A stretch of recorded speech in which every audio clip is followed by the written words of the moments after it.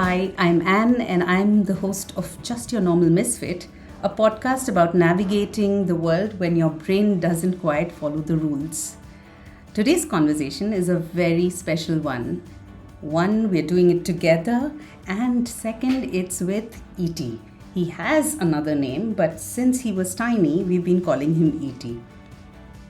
You want to give them your official name? No, it is fine. It is fine. All right. E.T. is a 20-year-old graduate student. I have found that he has always been struggling with reading, but he chose not to get assessed or labeled. He's here to share what led to that decision where he did not want to get assessed and how he has managed to thrive and continue to carry a learning difference while still manage an education and now continues to be in college. How do you explain those challenges without a diagnosis? This episode is for everyone who's ever felt different and never had the paperwork to prove that they were challenged or they were struggling with something. I hope E.T.'s journey will be something that you connect with. I was very surprised that you agreed to be a part of the podcast. What made you come? It's holiday time, I'm jobless and bored. You're jobless and bored. Yeah, okay. You have to be nicer than that, okay? You can't chumma say whatever. I had something to do every time. Yeah. I'm sitting home, jobless, nothing else to do. I said, okay, why not we go? Okay. Okay, E.T. So you always knew that you've struggled with writing, or when did you first recognize it? From the time when I was young, in LKG, UKG, I was at good day. Everybody sucks at that time, even I was good at that time. So I was with them. Then I started going, I think, to around 3rd grade, 4th grade. I could not read properly. It's like little problems over there, and then spellings were off, and then things like that. So then I started realizing, not something that was very big and this thing that I could not pass and all. And then on top of that, I was also lazy. So I would not write and try to practice to improve myself. So at that time, I think 3rd grade, 2nd grade, I realized I could not write well. My handwriting was bad and everybody else's was good. Till LKG, UKG, we were all bad. We're all bad. They're all bad. Then they all went practice and became good, and I'm still bad. So did you try to practice at that given point of time? Did you try and say, okay, something seems amiss, I'm not getting better, so let me try? Yeah, I tried. My mom got those handwriting books. My teachers made me get handwriting books. We started and did handwriting, but after a point, we did not much results. I said, no, I'm not doing this anymore. Too lazy. I said, no. Taking too long. You said you have to be consistent. I did. I said, no. And in the middle, if they didn't give me incentive, I would do it. Only if they give me some incentives like that. After that, I just said, okay, no more. So when you would read and you were asked to read aloud, was that embarrassing? What did that feel like? What was it? Right? That's like, even when I was coming, I think till 5th grade or 6th grade or something, the teachers would read the story to us and we didn't have to do. And then there would be some teachers who would be like, okay, one by one, everybody will read and then you will have to. So, because I do have so bad reading, I will be very embarrassed. So, first, from the back of the class, they'll start the line like that. By the time half class comes, they will be like, okay, now next class we'll continue this. So I was in the other half, I would go sit at the back then. So where they picked up from, they'll start again. But every now and then, once in a while, I had to get caught and read. So then I would either say, my throat is hurting, and that. But sometimes once I read it, but most of the people knew that my reading is that bad, and so they allowed it.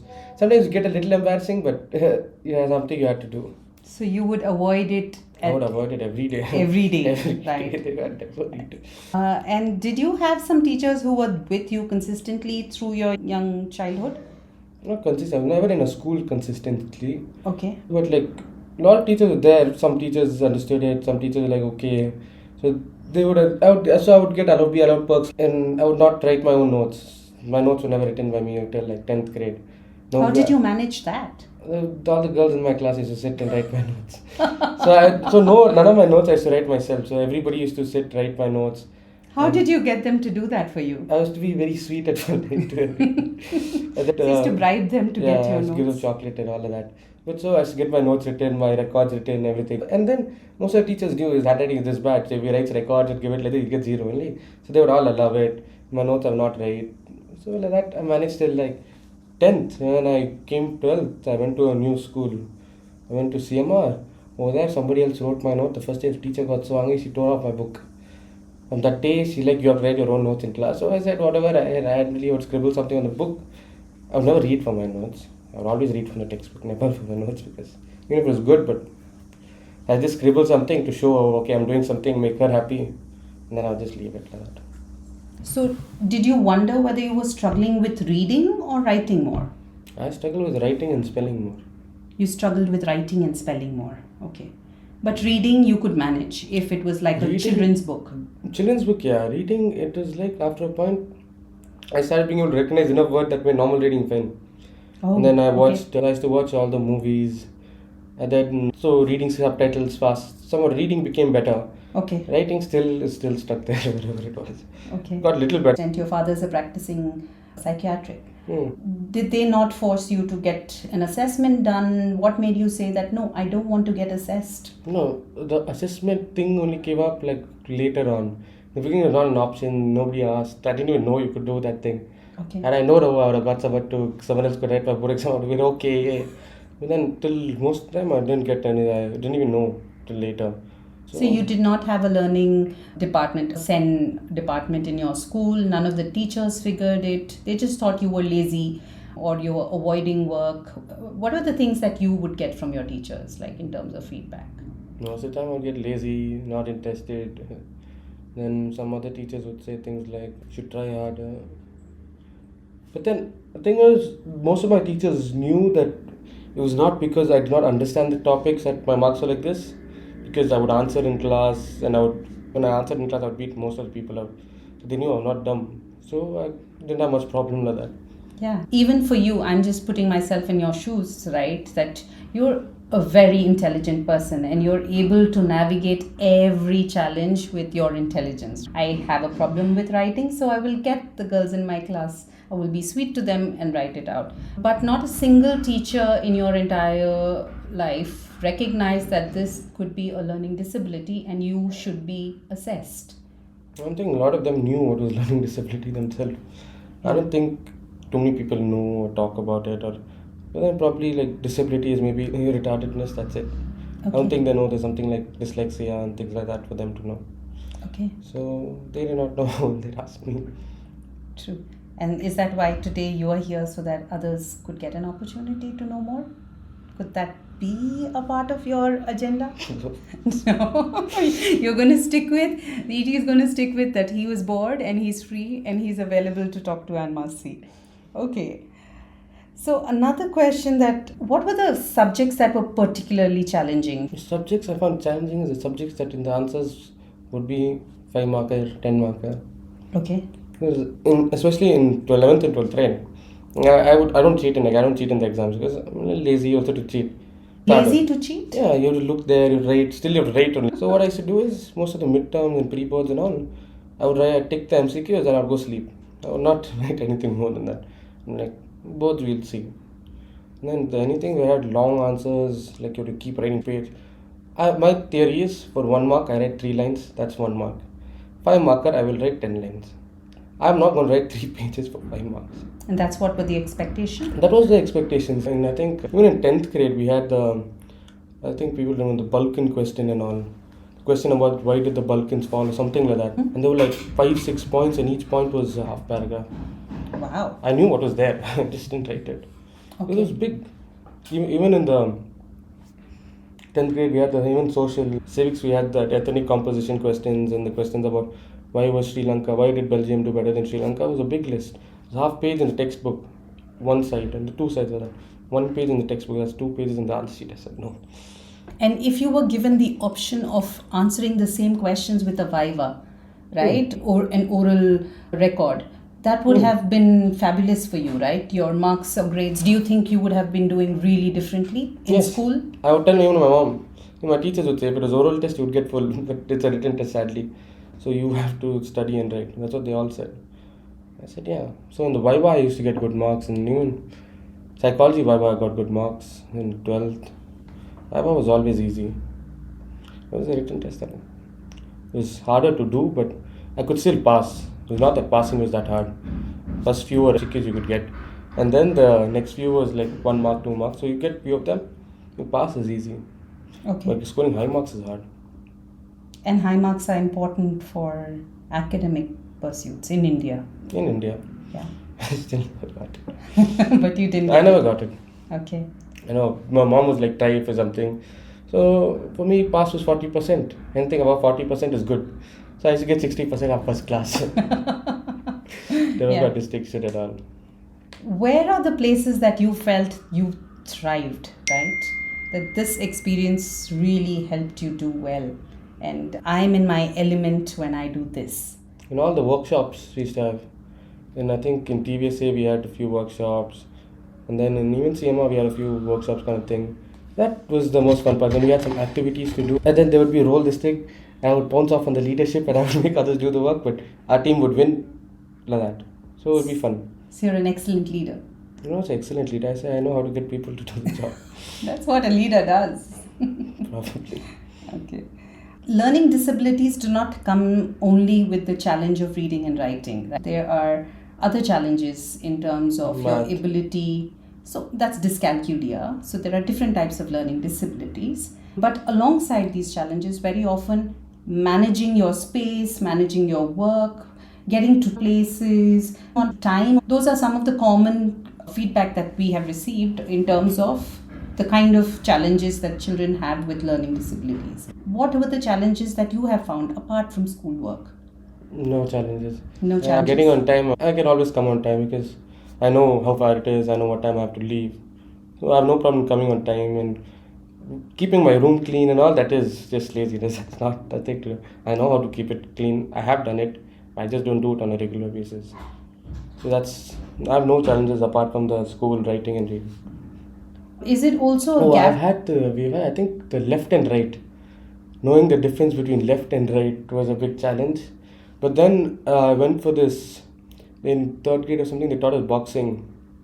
So we used to do the boxing, and there way you do it. The left hand goes first. So that's how I roll left. I know if I have to move this hand first, I know this is the left side. So if I can't do this in my head and tell, I will not know which one is left and right properly, accurately. So that's how you. That's the only channel. Now tell me something. Imagine that I have a terrible cold, right? Every day that I am hanging around dust, I get cold and I don't enjoy being sick. Okay? Then would that not be motivation enough to clean my room on a daily basis or at least once a week? Do you think it is really just laziness, or is that what you have been told that what I am feeling is lazy and hence you believe you are lazy? No, I know I'm lazy. No, see, if you have the motivation way of cold, you think it's bearable. Which would you rather do? Sit on your laptop with a cold or clean your room and have now cold and not sit on your laptop? It's a choice you make. It's what you choose finally. Most of the people like me, I'm lazy. I choose sitting and relaxing, going and cleaning my room and doing that kind of work. Okay. But I found that when you took up an internship, you went out of your way, right? Your motivation levels were completely different. Tell us more about that experience, about when you went for an internship, working at a restaurant all by yourself. Tell us about that. See, that's my job. I went there to do a job, and suppose you've given me a job, and it's not I've cleaned my room. No, suppose it's something interesting. Like working at a restaurant is actually pretty interesting. Get new customers, new this thing. You can see new things. There's a lot of mini games you can play. You can guess the relationship between people when they walk in. It's fun. And going there was not boring for me. Like for me, sitting and doing something monotonous like cleaning my room or washing vessels, that's boring. Sitting, waiting, walking around, it's not that boring for me. When I went, I had a job to do. I did my job properly. And my job, I will do it the best. So that's how I did it. And anyway, if you've given me a work, any work where I have to sit, serve, manage, I've always been good at that kind of field. Okay. What are the things that you find boring? What you define as boring? Let's forget what other things that you say everybody does and Masi does and everybody else does, but I find extremely boring. I find reading boring. Reading books. I don't see how people can relax by reading a book. Then I also find most household chores boring. Anything which is very repetitive in nature is boring. Unless it's like something going out and roaming or something, that's not boring. Other things like people going shopping also to some extent I find boring. Go shopping. Not my thing, not very interesting. What else do I find boring? Sitting in one's place, like something like church, Bible study, no? I cannot sit in that. I go sleep off there only. Those are things I find boring. Now that you do know that these terms exist, right? There is this problem called dyslexia, there is this problem called dysgraphia, there is dyscalculia. Would you now, given a choice, go and get assessed? Would you recommend others to get assessed and find support? Honestly, I would not get assessed because the way I dealt with it kind of got me where I'm happy where I'm. Getting assessed would what get me better marks. If I got better marks, also I would go to the same college I went. And there also, if I got better marks, I would have gone to the same college I went now. So it wouldn't have made that much of a difference to me.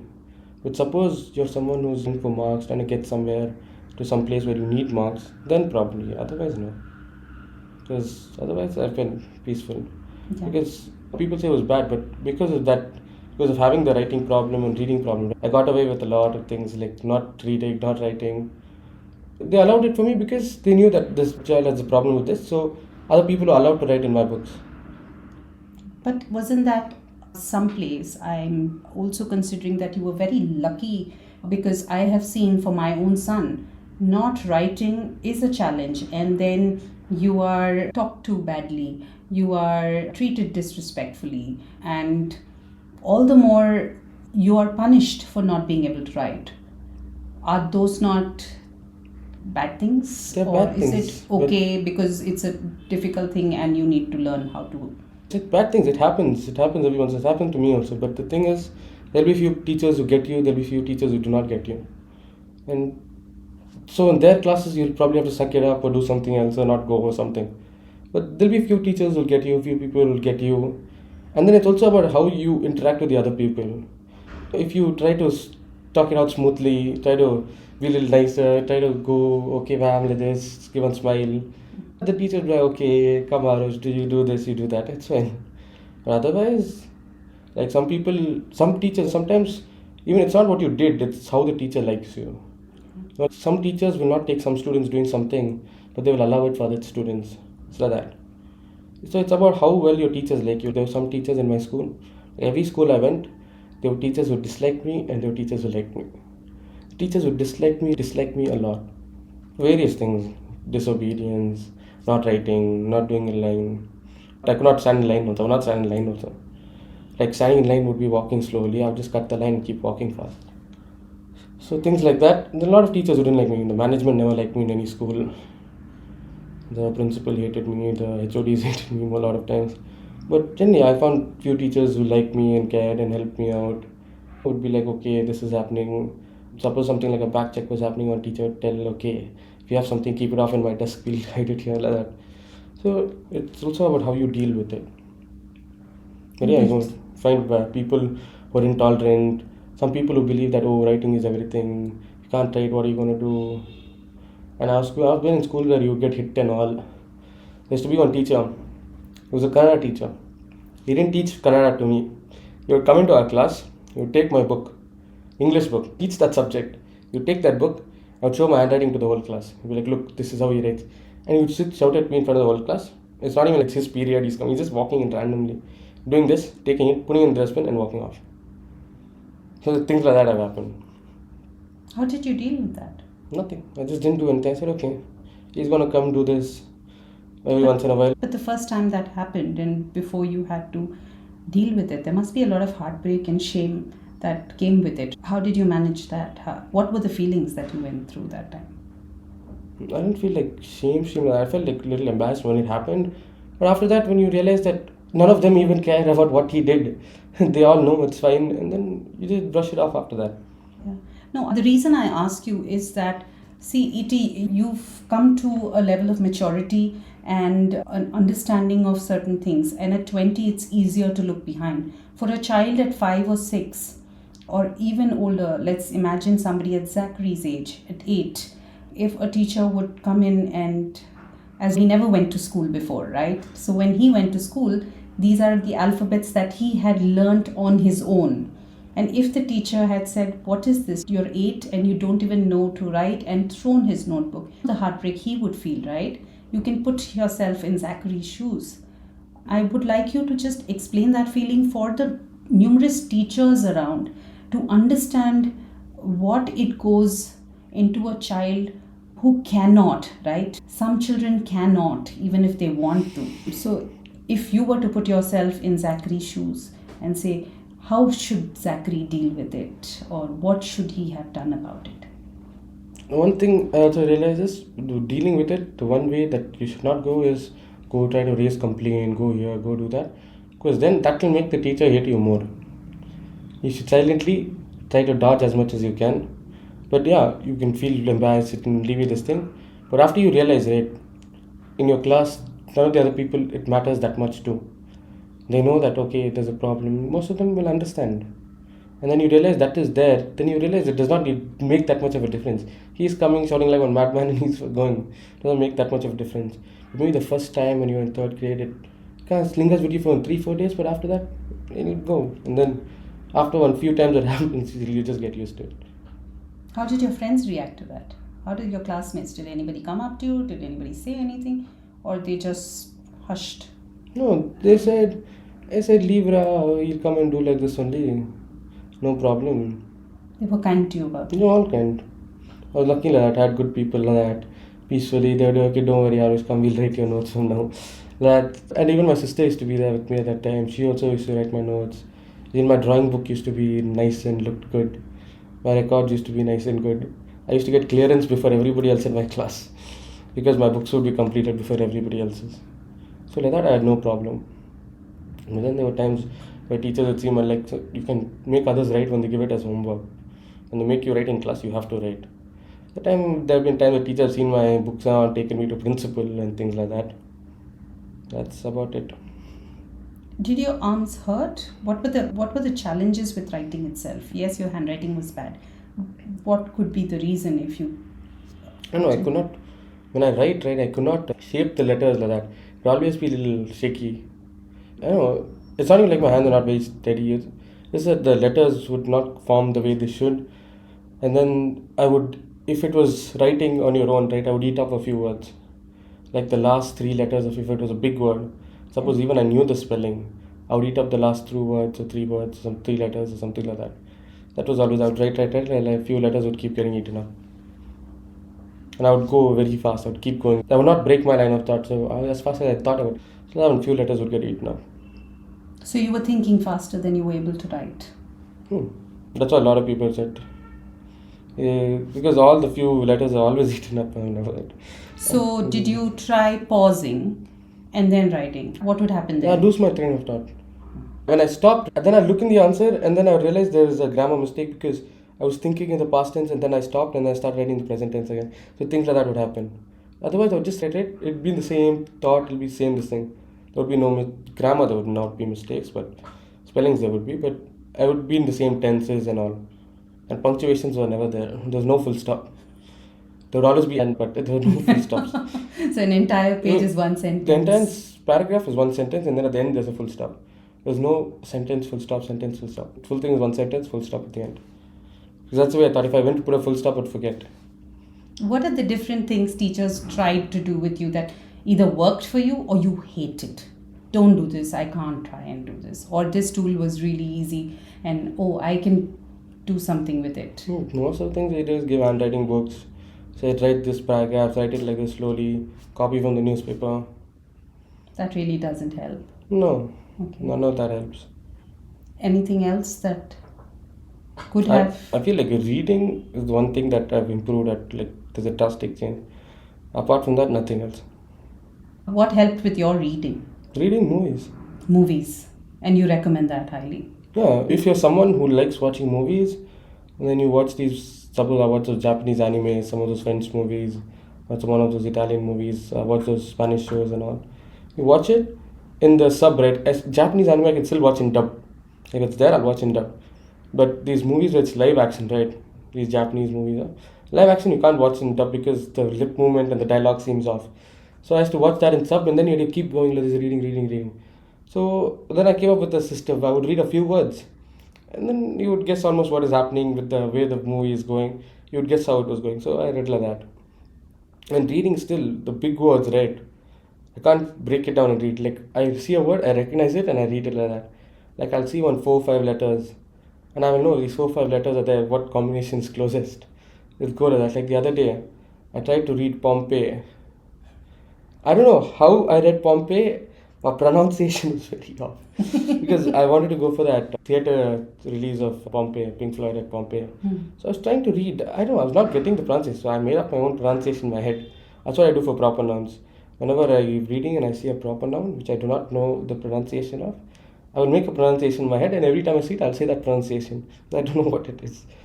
So I had one very weird pronunciation for Pompeii. It was very off.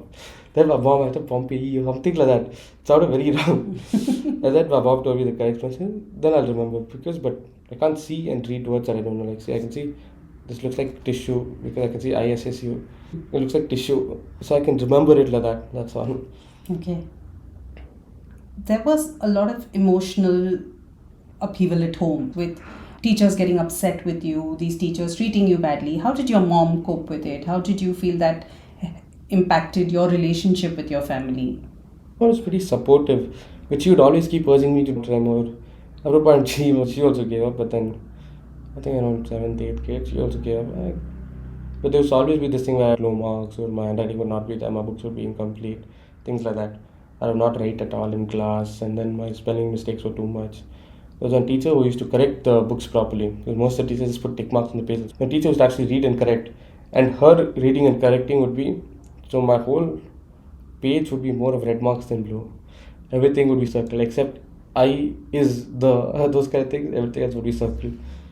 Things like that. So I just keep getting scolding for that. But then she would feel bad sometimes, I feel.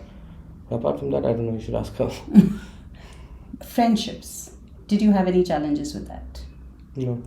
You've always found it easy to make friends, get along with people? Not at first, it's a little hard, but after I get to know people, I have no problem with that. If you compare yourself with an Avi or somebody else, is it easier for them, or it doesn't make a difference? Not much of a difference. Friendships most does not actually matter on if you have a learning disability. It's more about whether you're that introverted or how extroverted you are. It matters more on that. How outgoing you are. It matters more on that. Like I've seen some new kids who come to our school who immediately make friends with us. But then there'll be some people who come, they'll be there for 2 months. Then one day we start talking to them and realize, oh, these guys are great, and start making friends with them after that. So that does not matter on whether you have things that you don't look at that, oh, this person has a learning disability, not going to be friends with them. People don't look at it that way. That's what I feel in my experience. For you, what matters is that people come through, show up, hang with you, talk to you. Yeah. What is the one or two thing that you would like to tell the teachers if you had an opportunity who dealt with you in a certain way? Is there something that you would like to tell them? No, see, I cannot tell them anything because they come from a different. Because what they did, they feel what they did was right. Because their teachers treated them like that and they turned out fine. They feel like what they did was the way you have to do it. Not much you can tell them. At that time, I didn't look at it like that. Then after you grow, you realize it's not. You can't exactly blame them. Yeah. They also had their own this thing. Their teachers were like this. They used to get hit by a stick. This is what they think. Before, hitting children was very normal. You get 1, 2, 3 tap. But now only people are like, oh, you can't hit children. Parents will come and fight. For everybody used to get slapped in our class. My brother's class, we used to all get hit properly. You are how old? I'm 20 now this year. You're 20, okay. And you say that even today it is normal, most of this. Now it's less. Like now I don't see 5th graders are now getting hit like that. But when I was small, you just get hit a lot. So sometimes I see you hang with Joshua and you're like, one fut he needs or something like that, right? And you keep wondering as to why we have a non-hitting space in our house. What was that process that you have thought about? One hit, no, not do this again. This behavior is not acceptable. Do you think that works? Do you think that because you got hit once, you stop doing something? I feel like then you will do it only if you really want to do it, and that is you. You will not do it if you're just doing it too much. Because then you get what you'll be quiet. Really?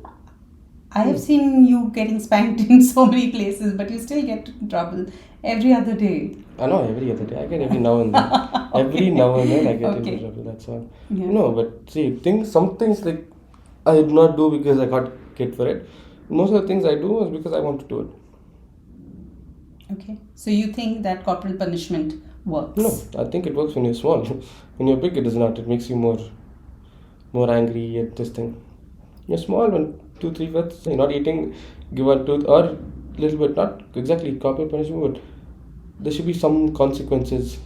Consequences are different. Like We are talking about heavy consequences, not laptop gone, phone gone. There should be some proper consequences that people are scared of. Okay. Because when you're small, the only thing you're scared of, okay, getting hit. Well, because there's some more things you can do. But when Zachary was small and I would say this is not acceptable, you would be like, no, you can't even say something like that to a little child. You're very protective of him. He's How a does small that boy. work? He's a small boy. He should be He's 8 years old now. Now he's 8 years old. And But you then knew him 4 years back. He's 4. Yeah. Yeah, that's not too small. That's your grade 1, grade 2. Today, grade 1 is 5 years or 6 And years. he was also a little cute, no, that time, that's why. If he's not that cute, maybe he wouldn't have got away with half that stuff. Maybe he's very cute that time, that's why. Oh, okay. So, with languages, do you find any challenges compared to other subjects? Do you pick up languages easily, or is it more difficult I for can you? speak languages, Yeah. and except English, I don't speak any other. I speak somewhat Hindi, broken but still conversational. I still feel okay Tamil, okay Telugu. Malayalam is very bad, but I speak languages, but I can't read or write any other language. And Hindi used to be the most dreadful subject. Could not do Hindi. Copy also cannot do, cannot write also, cannot do anything. I used to suffer. I saw a technique for writing Anuchet Lekhan. That's the only place I used to get marks from. What is Anuchet Lekhan? Unseen passage. Ah. So there would be one big word in the question I would find. This looked like one important word. Find the same word in the paragraph. 2 sentences this side, 2 sentences this side. I would copy the paper. I'll do that for the whole thing. I'll get 10 out of 10. 10 out of 10. You got away with that. Yeah, that's the way it works. So there would be that important. So it's not just one word. There's a few words. Combination of those few words. You find that this side, this side. Just the question that stayed out of the passage at that time. So you just copy it and paste it. That's all. I could not read the question. I would read. I would not know what to answer. And then I hated Mirabai. I used to be like, what kind of stories is this? She's writing this thing about Krishna. Yo. Could not do all that. Then there used to be unseen poem. That was the worst. We could not do the same thing with that. So poem, I would just leave it. Can't do it. But then we had Kannada also. When we had Kannada, I learned 1, 2, 3 letters. No matter what the question was, I would write 3 letters and I would leave it. For 20 bucks, 80 bucks, I would write for 4, the first 5. Ka, ka, ga, ga, a, a, e. I should write it, at least leave. That's it. Yeah, so it was impossible for you. Even Tamil, I should get what? I should get 2 out of 80. So if you had, now again, if you had, some of the schools do allow you today, that if you have an assessment, you don't have to do languages. Yeah, that's only till 8th grade or 7th grade or something like that. Languages? 3rd language. Today, CBSE has made it all the way till 12th. Till 12th though. Yeah, imagine. Imagine the state of neurodiverse children who have to study 3 languages when they're struggling even with 1. I escaped, so does it really matter to me? So I love how you have these tools and these ways of figuring out something or the other. Right, 2 sentences here, 2 sentences there. What was the one piece that this is unsolvable? This is something that, oh God, there is no escaping it and it's going to follow me for the entire life. Except that 3rd language, there's nothing that I had problem with that much. 3rd language, you could try, but you would get only that much. So I'll not try that much. So tomorrow, if you were to go into work, which you will, do you feel that not being able to write is going to hamper you in any way? I will not take a field where writing is required a lot. Field where probably more like something like operations or something like that. But writing is not that important. Still basics. Basics I'm fine with, but I can't write too much. How is college? How is it now that you are in which year? I'm in 2nd year now. 2nd year. It's a very different environment from school. You're not being micromanaged. You have to run your life. You have to manage your schedules. How has it been for you? It's been easier. So I don't care if you write or not. But sometimes some teachers do. Then otherwise it's fine. If they write, don't write, they don't care. So I don't write. Most of them. I have one book for every subject, but I don't write. And I have enough pens to give to everybody in my whole. Because when I go to the shop, though, I go see the pens. I'll be like, wow, nice pen. I'll buy it. So you love stationery. Not love. I just like it to have a full pouch. The pouch with only two pens feels empty. So I like to have it full pouch with stapler. There'll be a scissor. There'll be tape. There'll be everything. I'll have whitener. Even though it's not allowed to have whitener. So I say, but otherwise, college. But then college has its own problems and this thing. Like the projects they give you, you have to do. Otherwise, you'll fail. Learn that the hard way. Then the exams are you have to write that much. I'm sitting writing 20 pages for one exam. That sounds quite an impossible task, right? No, after so much of grueling in for 10, 15 years, you'll learn to do it. So I said, I'll write. But can you make sense of what you're writing? I No. can't. I can't. Hopefully the teacher can. Yeah. You give me to read my own handwriting, I'll say, I don't know what this is. There'll be probably about 2-3 letters I'll know. I'll be able to tell you what letters are mostly. I can't read more than that. I can't read my own handwriting. That's why people be like, if you think handwriting, you read it. I said, I can't read it. I've given it to you. Have you tried asking if you could give an oral exam instead of a written exam? Is that an option for you at college? I don't think so. You haven't asked. No. Would that not be something that you could try? Saying that this is a real challenge that I have. Is there a way that I could? Like, mine is not that severe. I don't have it that bad. So I still manage. I still pass. So it's not that big a challenge. What is the definition of severe according to you? Severe is when you can't do it at all. So only if you had to have some physical Not deformity. physically, not then- physics severe. Like it was so bad that you could not read or write. Then I would say it's severe. I have sometimes mild to moderate. Like if it was profound, yeah. Okay. Mild and moderate you can still manage. It's not needed. Support is not required, you believe, for mild and moderate? It also depends on person to person, but yeah, I don't feel like I need support for mild and moderate. I think I can do it on my own. Why do you believe so? Why do you feel that you can manage things, but the people around you, probably how I've seen you interact, would need support to do the same thing? Why do you believe that you are so much stronger than the rest? Because I've done it till now, and if other people are having problems, they should seek out help. But I've done it till now. It's Okay. going fine. It's going fine. But a little easier route would not be better for you? No, this is going fine. Why just go take on bigger detour, go through that hassle for an easier route? If you could do something different, or if you were a parent to somebody with neurodivergence, who's dysgraphic, who has dyslexia, how would you deal with that? Depends on how bad they had it. If it was mild to moderate, How would you figure that out? if you can't write, can't read, then you see. If you can manage, go for it. It's also a choice. I'll ask him, do you want to do it? Not? Fine. But if it's profound or something like that, then we can go get a certificate or whatever. Otherwise, I don't think it's needed that much. It's about managing your life. It's your choice. Okay. Even then, I think in 10th grade or something, my dad came and asked me, do you want it? I said, till now I came, you didn't ask me. That was pointless. Did that upset you that your dad didn't ask you all your childhood? No. It didn't bother you at all? Why did you say it is pointless now? No, I've come here, I'm sitting and studying, you're coming up to me and asking this. I would have sat in the first place if you had told me this. Why? You have to still, even if you have dysgraphia, you still need your 10th grade Yeah, but I certificate, need to right? study then. You only get support in terms of extra time, probably a writer. Yeah, if I got a writer, I would not need to study. I would just, But the writer doesn't know the answer. I know You the know. answer. I was sitting and practicing writing. Ah. If I listen in class, I could remember. But after 10th, I stopped listening in class. Why would that? Then, because then I found other things to do in class. Like you'd sit, go out, bunk most of the time. Like till 10th, I used to go to school every day. Like I saw 90% attendance. In 12th, 11th grade, my attendance was 65. I would leave home every day, but it would still be 65. So I would leave, I would probably go out somewhere. Go one day, when I went late, I saw the coordinator outside. I took a U-turn, I walked off. I called my brother, I said, come to Mantri Web City, we'll go watch the Minions movie. We had to watch the movie, and I came back home one day.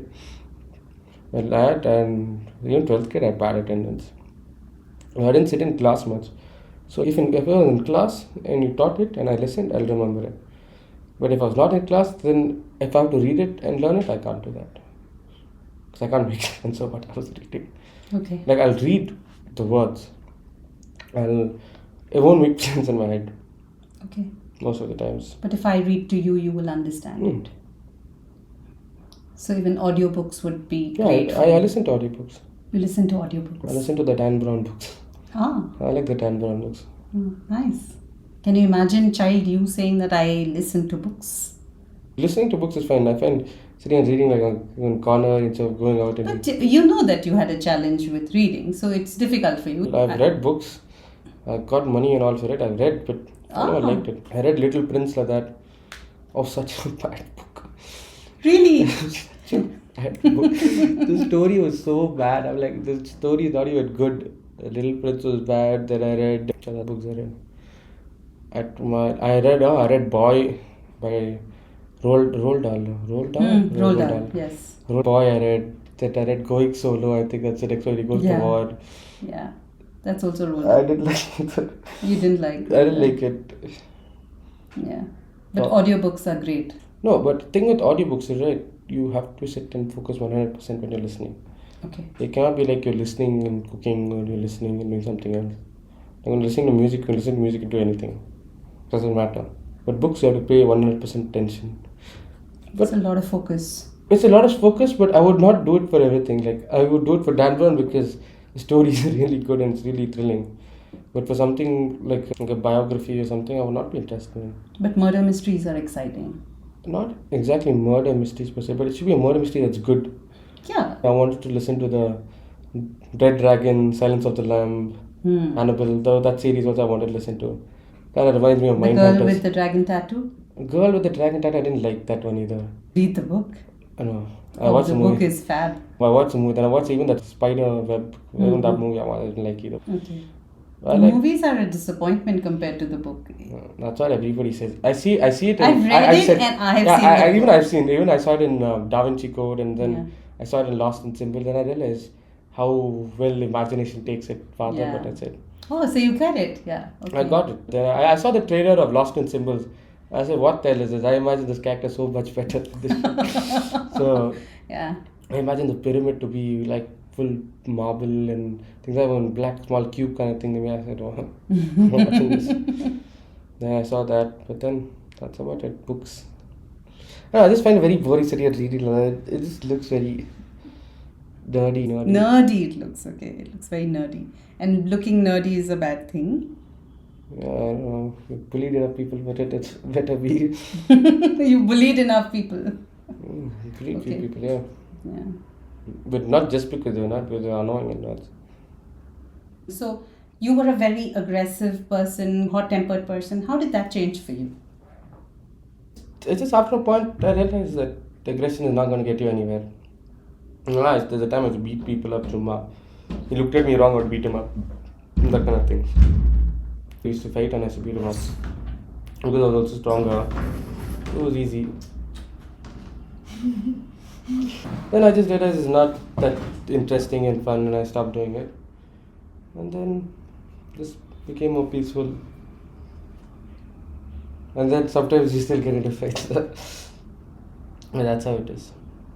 Do you think your relationship with your brother improved when you stopped being aggressive? No, it got worse. Got worse?